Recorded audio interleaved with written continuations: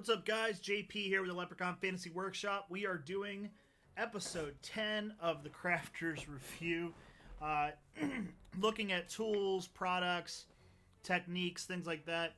How-tos of crafting, making stuff. More along the lines of model building, but, doing other things like that as well. So today we're talking about, I call it filler. But it's also known as model putty. I call it filler because I've also worked on cars, and filler is what you use on car auto bodies to get those nice clean lines on a car.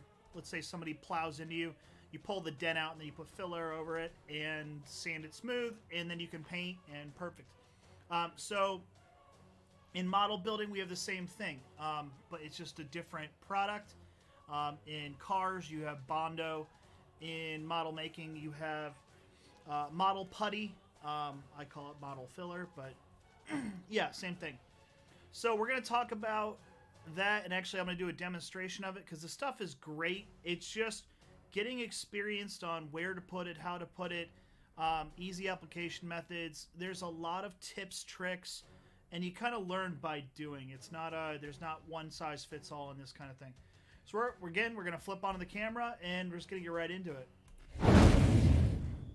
So, and this looks like big, flat panels and that kind of stuff, and they are. This is the big parts to my 53-foot, and obviously 25 scale, reefer tractor trailer. And reefer refers to refrigeration trailer. It's not referring to 420 or anybody out there. So, what these are the side panels here. This is the bottom panel, this middle one, these two are the sides. And then this is the top of my tractor trailer. And you can already probably see that there's marks here. These pieces, if I flip this over, you will actually see have been fused together. So what I used is a modeling cement, which... cement isn't a good term for it. How modeling cement works is it actually chemically bonds, it chemically welds the plastic together. So both plastics, when you coat something, it actually melts. And that's why if you're a modeler, you want to be careful using modeling glue, because that's how you put a fingerprint into the plastic, because you got it on your finger and then you touched it, and it's not that you can wipe the glue away. It melts the plastic. So you want to always be careful using it. That's why this is Testors. They actually have a filler cement. But what I'm talking about, and let me just show you so you guys know what I'm talking about. Eventually we'll do a video on it.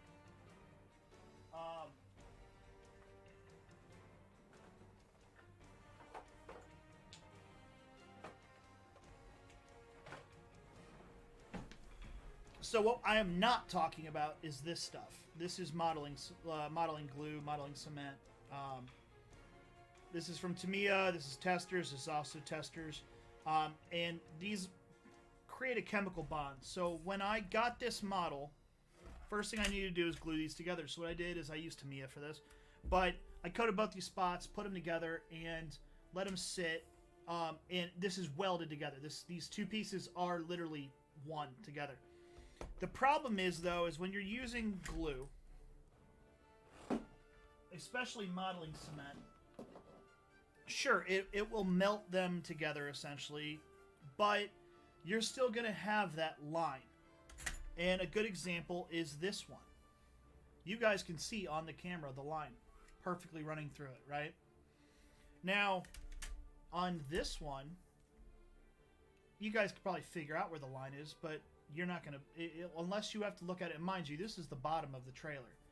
No one's ever going to find that line unless they go looking for it. And they have a magnifying glass, because the line is right here. But I used filler in between these two and then sanded it smooth. And so now it's not going to be found. So that is the key to using filler, is you're able to hide mold lines, fill lines. If I scratch something, I can put filler on it and clean it up.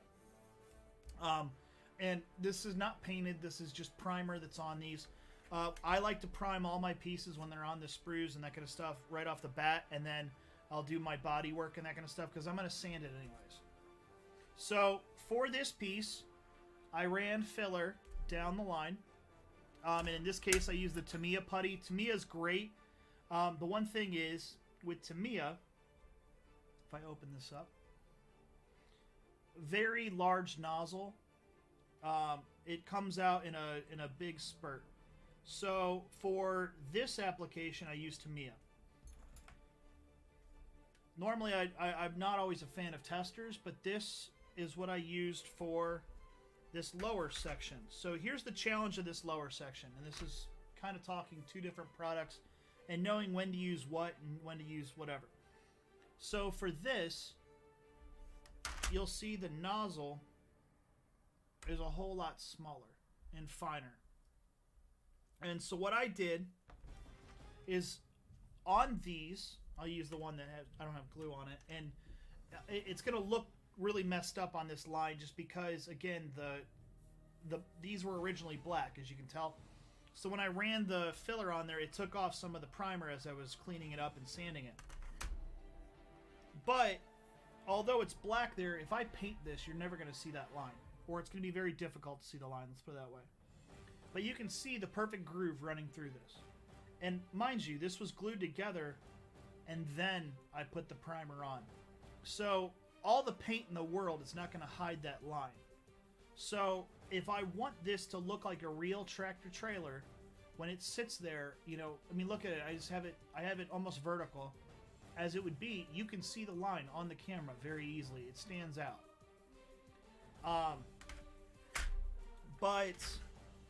And you're going to be able to see the line, obviously, very obviously, because the line is not actually the line. It's the paint that's been worn away in between. So what I do is I have the filler put in, and I'll use a better example, the one that's actually covered up completely. If I turn this sideways, you'll never see the line again. Upside down, you know, obviously there's going to be a trailer built around it, so you won't see the black period, but you just won't see it.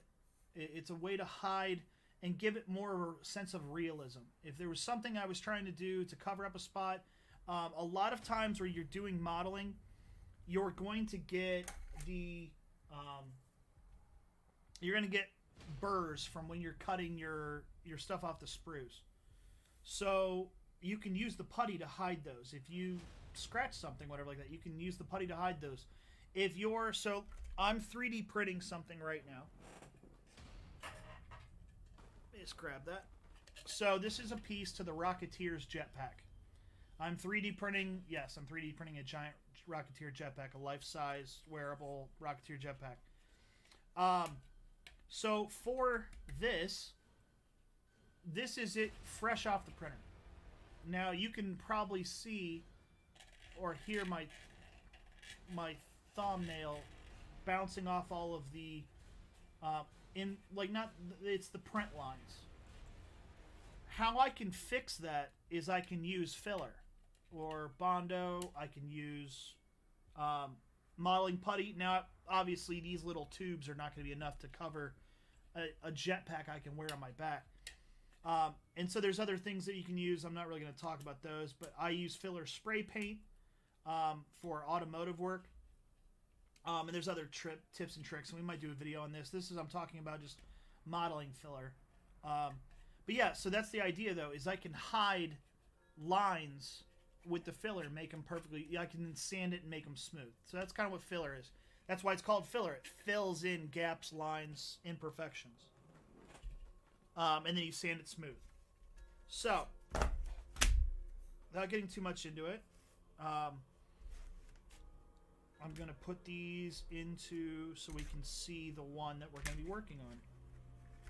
So, real quick, I want to talk about the tools. So there's different types, obviously. These are the two that I have. I also have other fillers for different purposes, bigger stuff. But for modeling, I use these two. I use Testors and I use TAMIYA. This is not a sponsored thing. I linked both of them in the video on YouTube.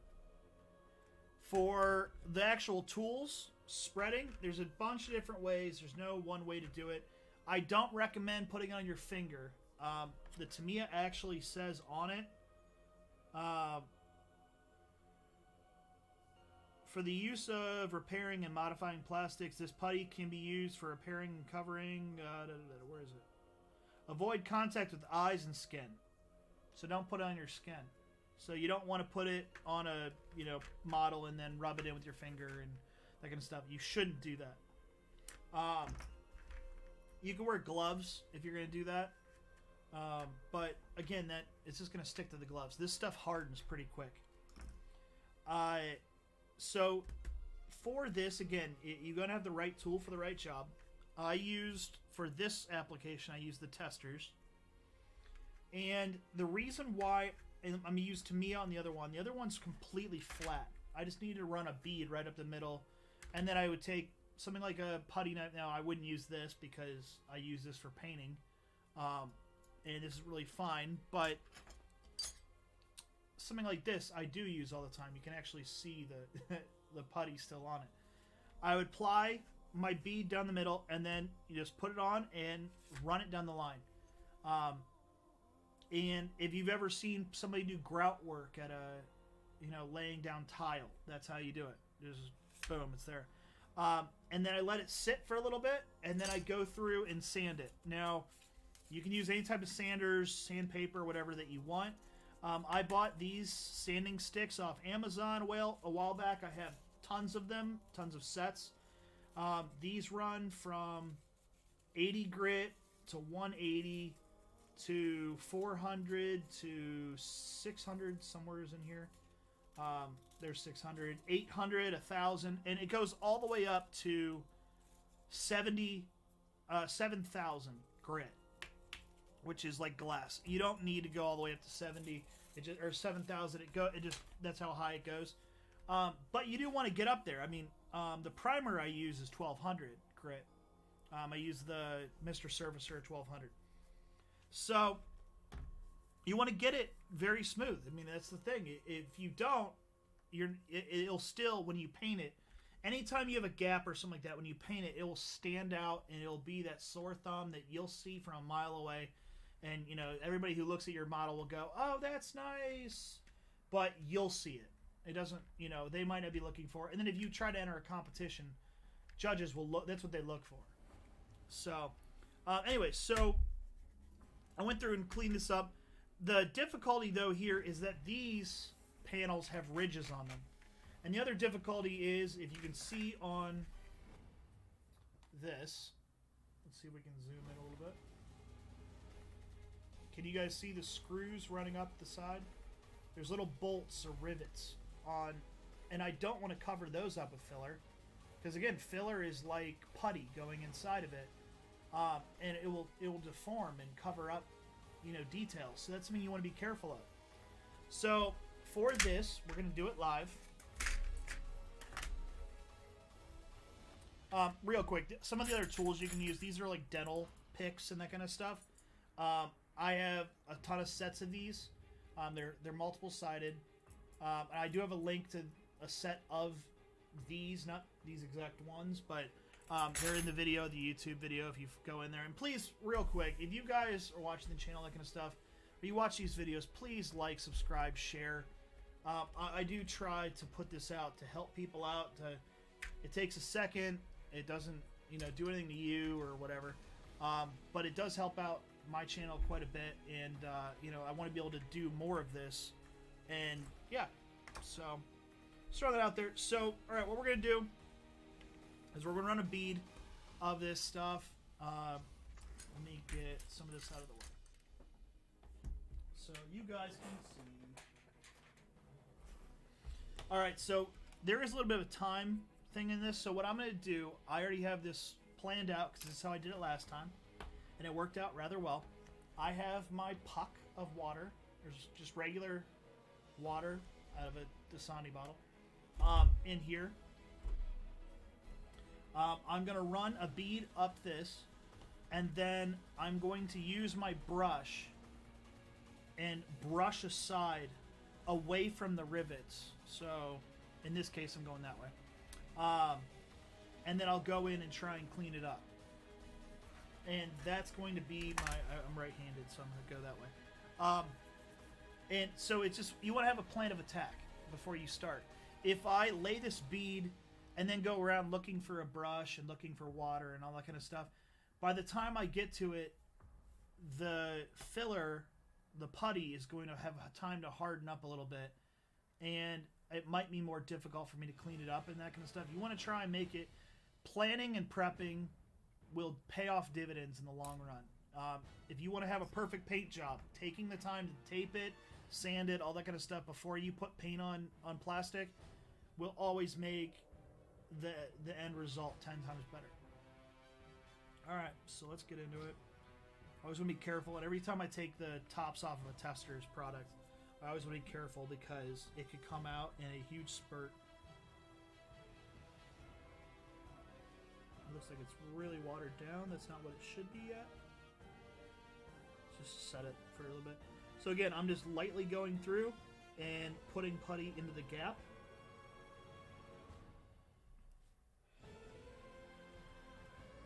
I don't want to have too much because that's just more cleanup, but at the same time I need to make sure that I'm getting into that gap. That's the whole point.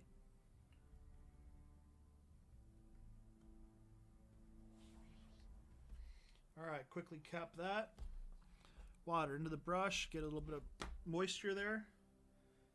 And I'm going to lightly brush away from the rivet.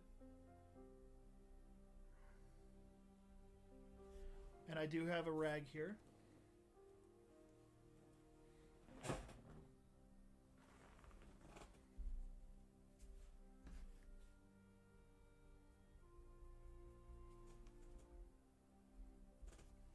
Now, I'm sure I could probably use a lacquer thinner to get this off even easier, but I don't want to resort to that yet.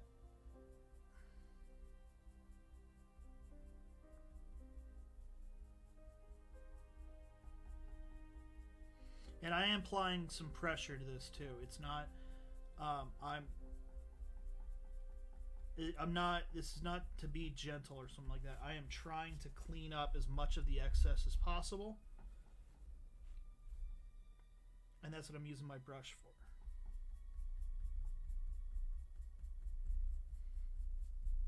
The ultimate goal is the less sanding I have to do, or no sanding at all. That'd be ideal.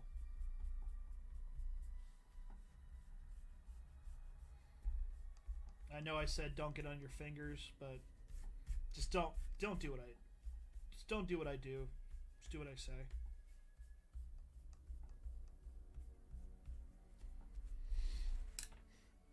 And so there you guys go. It's a relatively perfectly clean line that runs through. You can still see the rivets. And yeah, there's a little bit on the excess on there, but it is not enough to be anything consequential. But when I go to paint this, that line should be almost completely unnoticeable, or you'd have to really look for it. A little bit more water to this again.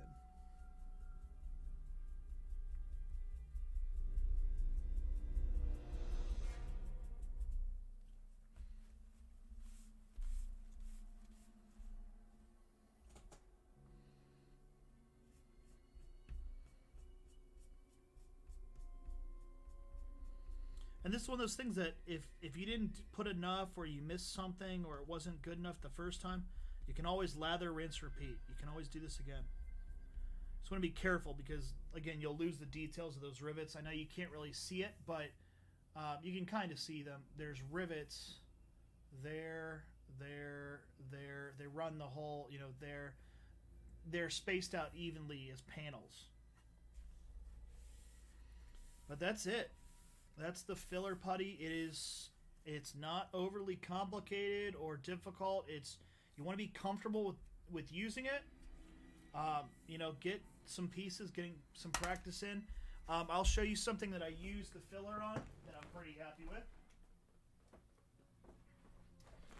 So, if you guys have seen or watched my channel, this is my Gladius sword that I'm still working on. And this blade was it's not all together. I still need to do more work on it. But this blade was printed in like 6 different pieces. There's a few spots where you can see it. You can see there's kind of a line there. But from a distance, this would never be noticeable.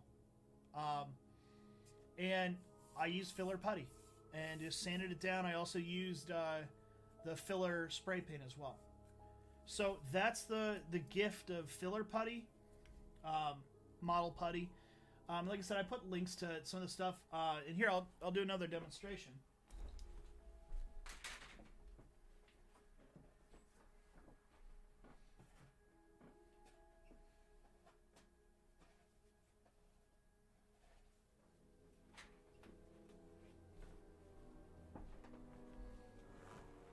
So this is the sheath to that sword.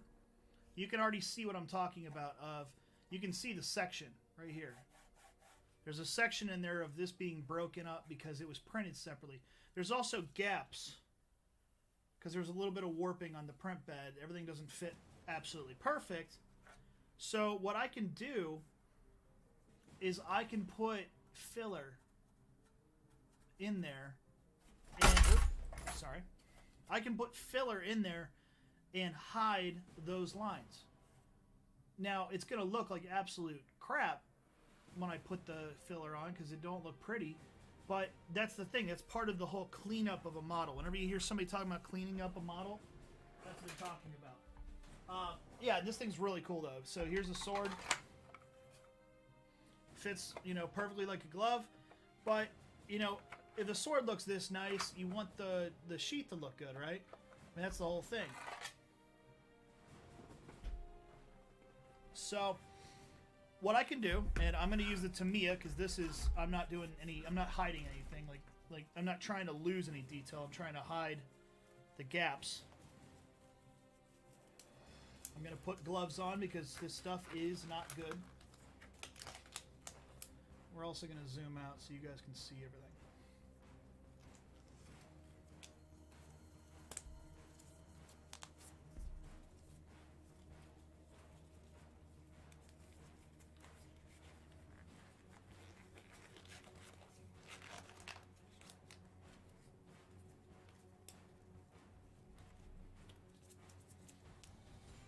Okay.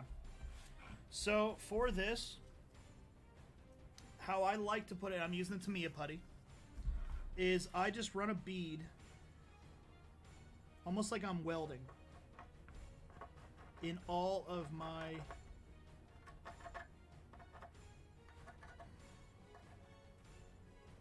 gaps. Now that's gonna be a more difficult spot.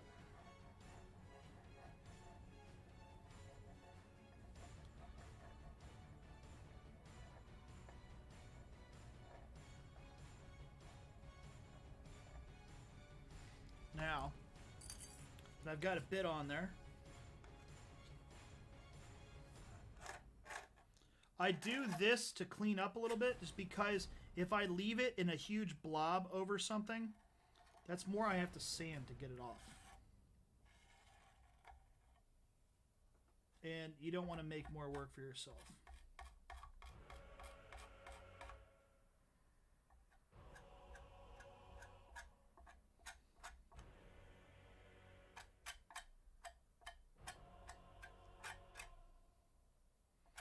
Again, it doesn't look pretty. It's not meant to be. This is, you're hiding the lines, and you might have to do this multiple times.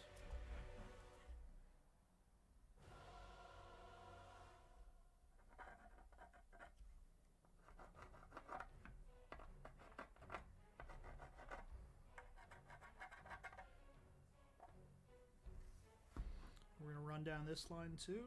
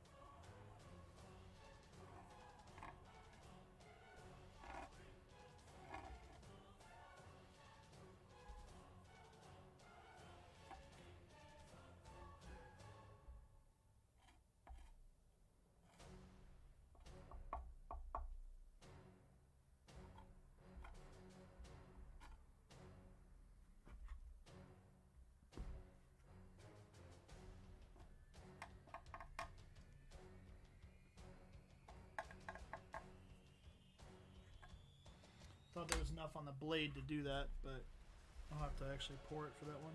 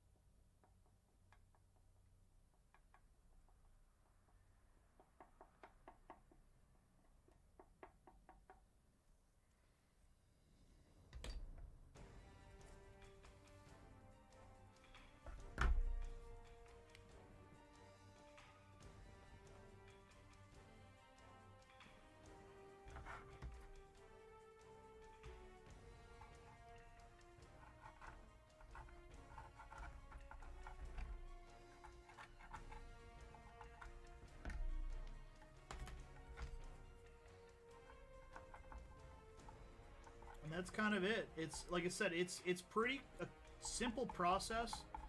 It's one of those things that it takes a lot of time. I'm not gonna say it's definitely not my favorite part of model making.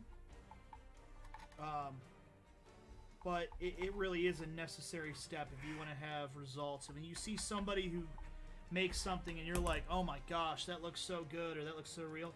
I guarantee you they put filler into it, they sanded it, they went through all the steps. You can't just throw paint on canvas and expect it to turn into the Mona Lisa.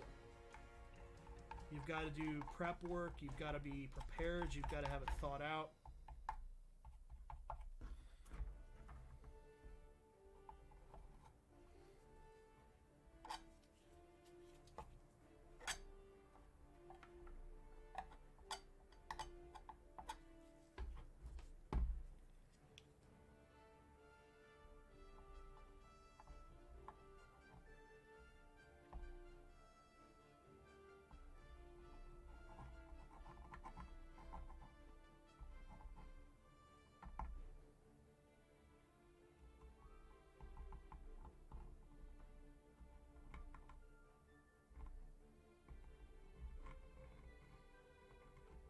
Now, because I put gloves on, what I'm going to do is I'm going to actually use my finger and get the putty into those cracks there.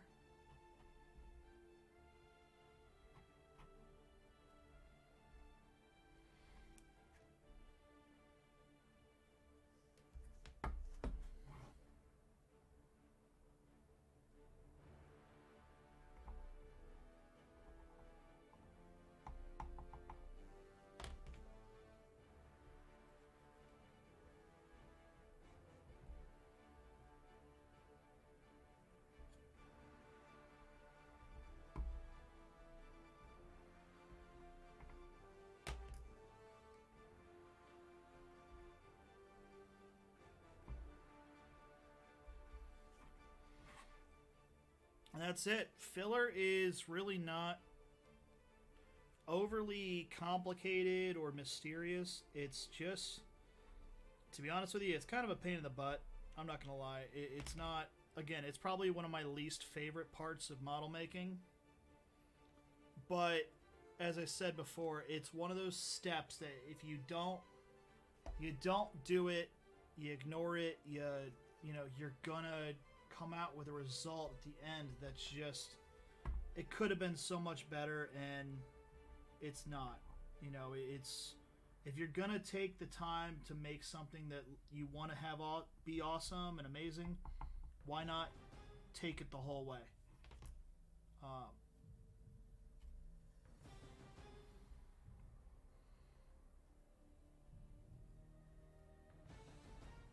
So yeah, that is filler. Real exciting stuff. And by exciting, I mean absolute crap. But yeah, it's... You can see now the lines they're covered. Yeah, you can see them because they're gray. But then when I go over this, I'm going to let this sit for 24 hours just so you know, have the best chance to make sure it's perfectly hardened and solidified and got into the cracks, that kind of stuff. Then I'll go and sand it, and I might have to apply another coat of it. That's totally normal. That's a thing that you have to do. So, but in the end, this will look like one solid piece that was never, you know, 12 different parts. So, guys, let me switch back.